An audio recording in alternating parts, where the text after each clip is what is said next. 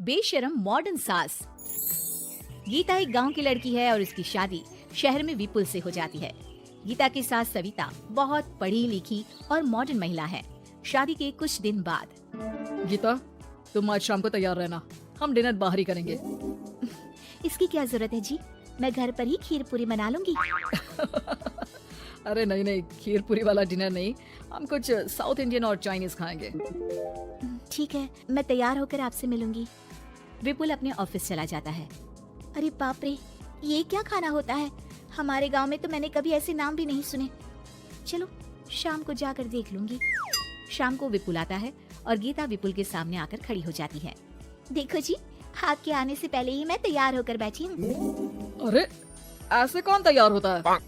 क्या हुआ जी, मैंने लाल रंग की अच्छी सी साड़ी तो पहनी है, इसमें क्या कमी है?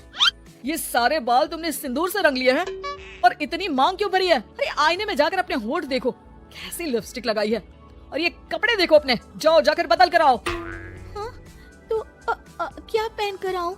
जो मर्जी पहन लो, वैसे भी अब मैं कहीं नहीं जा रहा, बना लो यहीं पर खाना। दोनों खाना खाकर सो जाते हैं। अगली सुबह विपुल, कल तुम कहीं बाहर जाने वाले थे ना? हाँ, जाने वाला तो था, लेकिन मॉम आपने भी पता नहीं किस गंवार को मेरे साथ बांध दिया है। गुप्ता जी ने बोला था कि बहुत बढ़िया लड़की है, लेकिन ये तो मरा हुआ सांप गले में लटका लिया है। मॉम, मैं मेरे दोस्तों के सामने भी इसे नहीं ले जा सकता, क्योंकि अगर किसी ने इसे देख लिया तो मैं दोबारा मुंह दिखाने के लायक नहीं रहूंगा। ए जी, क्या मैं इतनी बुरी हूँ? पहले तो अपना नाम देखो कि क्या नाम है, इतना ओल्ड नेम, गीता। तो नाम तो बदला भी जा सकता है। मैं तो तुझे ही बदलना चाहती हूँ, मेरा बस चले तो तुझे आज ही बदल दूं। माँ जी, आप ऐसा क्यों कह रही हो? अरे चल हट गंवार कहीं की, खबरदार अगर मुझे माँ जी कहा तो। अभी तो मैं इतनी हॉट और जवान हूँ और तूने मुझे बुढ़िया बना दिया। माँ, मैं तो ऑफिस जा रहा हूँ, थक गया इससे। विपुल ऑफिस चला जाता है और सविता शाम को अपने कुछ कपड़े गीता को देती है। गीता, आज तुम्हें आखिरी मौका दिया जा रहा है, अगर तुमने कोई गड़बड़ की तो मैं तुम्हें घर से निकाल दूंगी। ये कपड़े पहनकर बाहर आ जाओ। ये तो जींस है माँ जी। हाँ तो क्या हुआ, पहन ले। गीता जींस पहन लेती है, लेकिन वो उन कपड़ों में बहुत ज्यादा असहज महसूस करती है। आज मेरे साथ बाहर चल, तुझे शहर के तौर तरीके सिखाऊंगी, लेकिन ध्यान रहे कि जैसा बताऊं ऐसा ही करना है।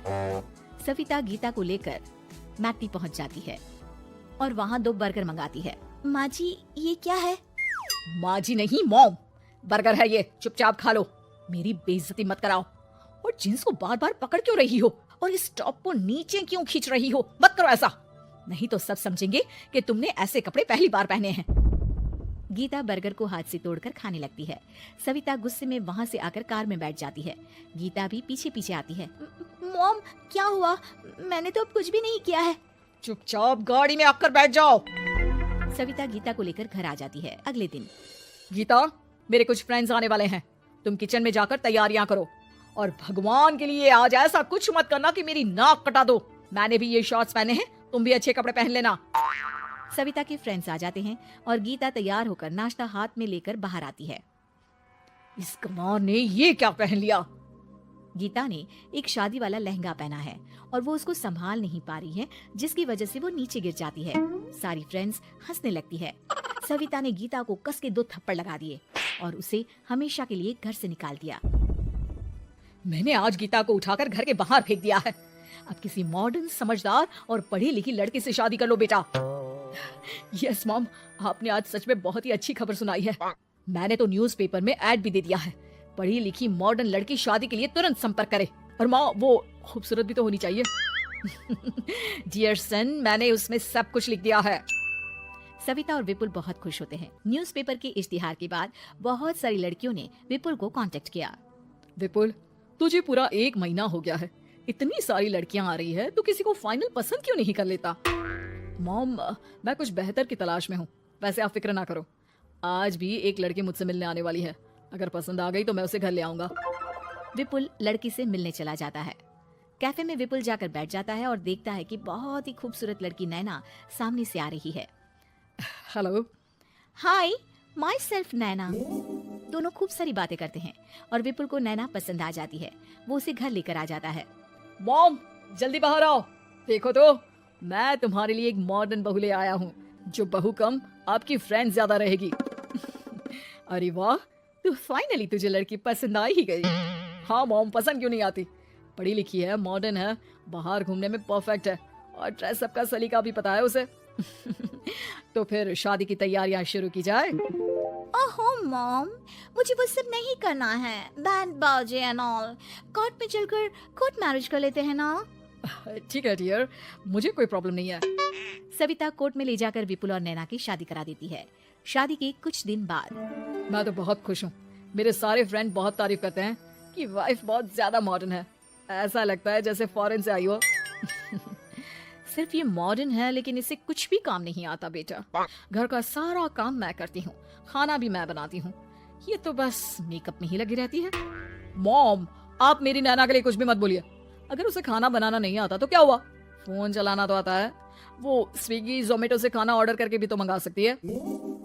अभी तो बहू को आए 4 दिन भी नहीं हुए हैं और तू है कि उस माता जी के गुणगान गा रहा है, जैसे कि मैं तो कुछ हूं ही नहीं।